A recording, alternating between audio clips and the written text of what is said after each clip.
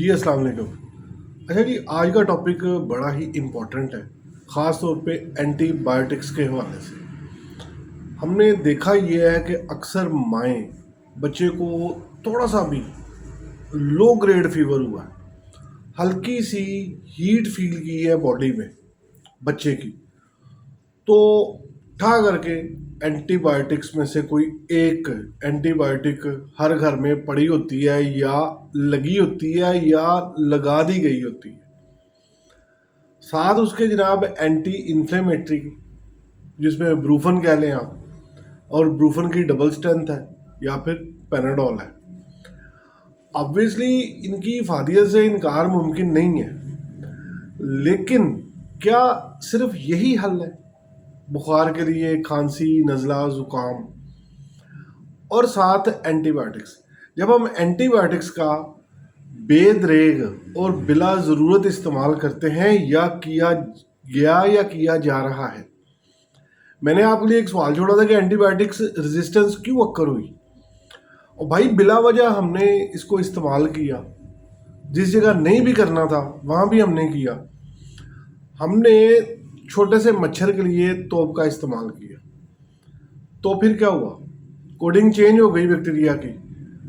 नले पे दला ये हुआ कि वायरस के लिए भी हमने एंटीबायोटिक्स इस्तेमाल करवाई।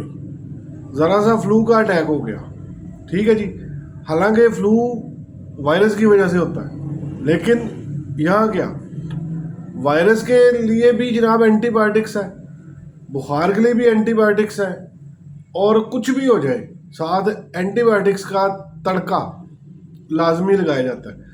तो ये टॉपिक है, हम एंटीबायोटिक्स से किस तरह निजात हासिल कर सकते हैं, या हम क्या थप्पड़ के बगैर भी काम ले सकते हैं। तो जनाब, my name is Wasim Mirza, channel mister health है। टॉपिक बड़ा इंपॉर्टेंट है। नज़ला, ज़ुकाम, बुखार, खांसी, देखें ये चलता रहता है। ज़रा सा वेदर चेंज हुआ, कुछ लोग सेंसिटिव होते हैं। ये वीडियो ख़ास तौर पे बच्चों के हवाले से। बच्चे को बुखार हो गया, बच्चे को कफ स्टार्ट हो गई,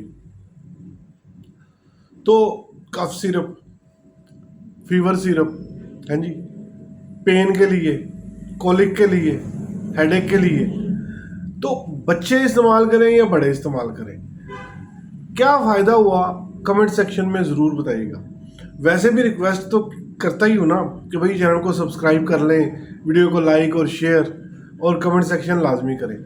तो इस्तेमाल करके क्यों नहीं करेंगे आप? फिर मुझे बताइएगा कि कन्वेंशनल वे ऑफ ट्रीटमेंट और ये जो अल्टरनेटिव्स हैं, इनमें से बेहतर क्या है, जिसके साइड इफ़ेक्ट्स नहीं है, जिसके कॉन्ट्राइंडिकेशन नहीं है, जिसके आफ्टर इफ़ेक्ट्स नहीं है, जो by one get one free जैसा नहीं है। तो जनाब, टॉपिक शुरू करते हैं। देखें, वेदर चेंज हुआ, आजकल तो गर्मियाँ चल रही हैं, ठीक है, थोड़े दिनों बाद बरसात शुरू हो जाएगी या प्री मानसून स्टार्ट हो जाएगा। आजकल हर बंदा कूलर के आगे है, ठीक है जी, एयर कूलर की बात कर रहा हूँ। हालांकि वेदर में उस हिसाब से इंटेंसिटी नहीं आई। तो पेशेंट किस तरह के आते हैं? डॉक्टर साहब क्रैम्प्स हो गए हैं, गर्दन अकड़ गई है, ठीक है जी, या नहा के कूलर को आप एकदम एक्सपोजर देते हैं, या एसी के आगे उसका बिल्कुल जो सी विंड है वो डायरेक्टली अपॉन फेस या इस रीजन में। इसके अलावा और बेशुमार फैक्टर्स हैं, ठीक है जी। या बच्चा है, कफ स्टार्ट हो गई, ठंडा पानी पी लिया, या कुछ भी यार, इवन के कॉज वायरस हो सकता है, बैक्टीरिया हो सकता है।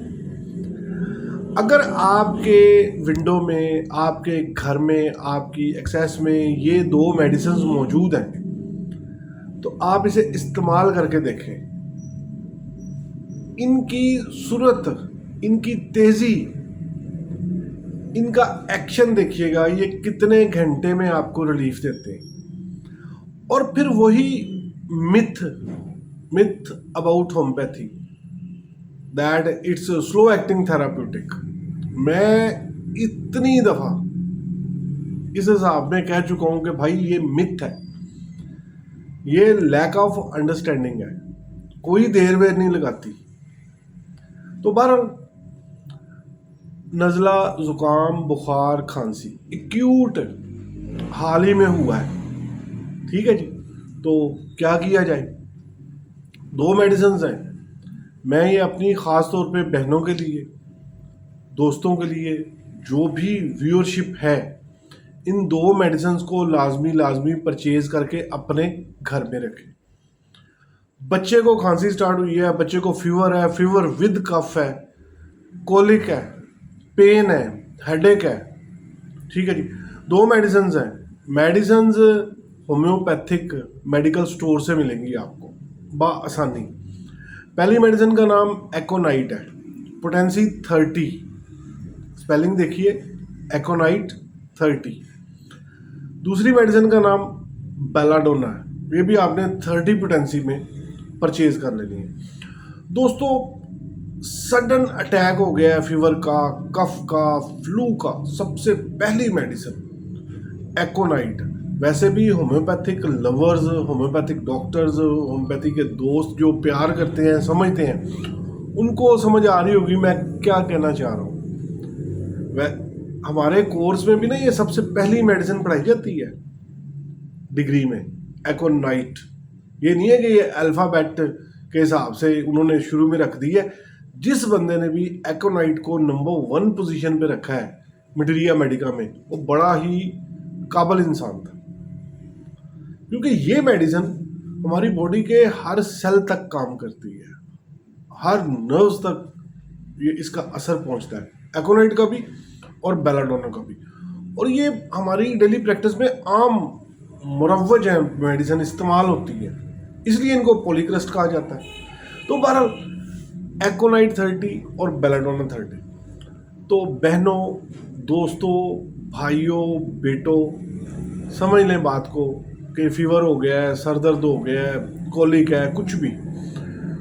अगर तो बहुत छोटा बच्चा है, 1 टेबल स्पून ले लें पानी का, टैप वाटर, उसमें 2 कतरे एकोनाइट के डालें और बच्चे को पिला दें। अगर एडल्ट है तो 5 ड्रॉप्स, 4 ड्रॉप्स भी इनफ है, 4 डाल लें तो जनाब 4-5 कतरे बड़ों के लिए, और बच्चों के लिए जस्ट 2 ड्रॉप्स पानी के अंदर डाल के उसको पिला दें। 15 से 20 मिनट के बाद बेलाडोना जो दूसरी मेडिसिन है, इसी तरह एज के हिसाब से, चाहे 2 ड्रॉप्स हैं चाहे 4 ड्रॉप्स हैं, वो थोड़े से पानी में ऐड करें और पिला दें। इसको हम 1 डोज बोलेंगे। हमने क्या किया है, अल्टरनेट करवाया है मेडिसिन को, 2 मेडिसिन को, इन एक्यूट स्टेज कह लें या केस कह लें, ठीक है जी। 1 घंटे बाद, वैसे तो आप इसे 40 मिनट बाद भी रिपीट कर सकते हैं, 40 मिनट्स टू 1 आवर ये डोज रिपीट करवाएं, पहले एकोनाइट फिर बेलाडोना। आप यकीन कीजिएगा, पहली डोज एडमिनिस्टर करवाने के बाद ही आपके सामने वाज़ेह फ़र्क आएगा। 2 डोजेस देने के बाद वेट करें, इसको बार बार रिपीट नहीं करवाना। फीवर नीचे आ गया है, कोई ज़रूरत नहीं है डोज देने की, रिपीट नहीं करवाना, फिर दें आप इसको 3-4 घंटे के बाद।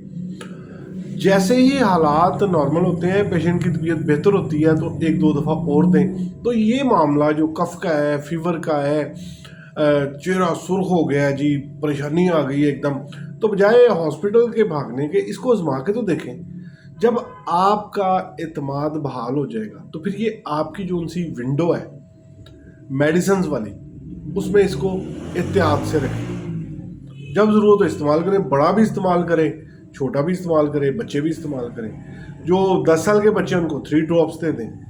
तो ये छोटा सा पैगाम है, लेकिन मैं रिक्वेस्ट करूँगा कि तनकीद करने से पहले इन 2 अद्वियात को परचेज़ करें और इस्तेमाल ज़रूर करें। आप इनको एनाल्जेसिक के तौर पे इस्तेमाल करें, इसके अलावा पेन किलर के तौर पे इस्तेमाल करें, एंटी इन्फ्लेमेटरी मेडिसिन के तौर पे इस्तेमाल करें, फीवर, ठीक है जी, कोलिक।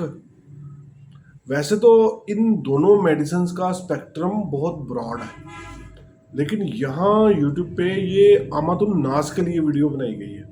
ये तो नहीं है कि हम इसकी पूरी मोड ऑफ इसका एक्शन क्या है या किस किस जगह पे काम करती है, वो नहीं। ये बिल्कुल जो उनसे कॉमन व्यूअरशिप है मेरी, उनके लिए मेडिसिन है। इसलिए अल्फाज हमेशा आसान रखे जाते हैं ताकि मैक्सिमम जो उनसे लोग हैं इससे फ़ायदा उठा सकें। तो दोस्तों, my name is Wasim Mirza, channel mister health है जी, और सब्सक्राइब कर लें, वीडियो को लाइक और शेयर। एक बार फिर कमेंट सेक्शन आपके लिए है। बहुत शुक्रिया। सेहत का ख्याल रखिएगा। अस्सलाम वालेकुम।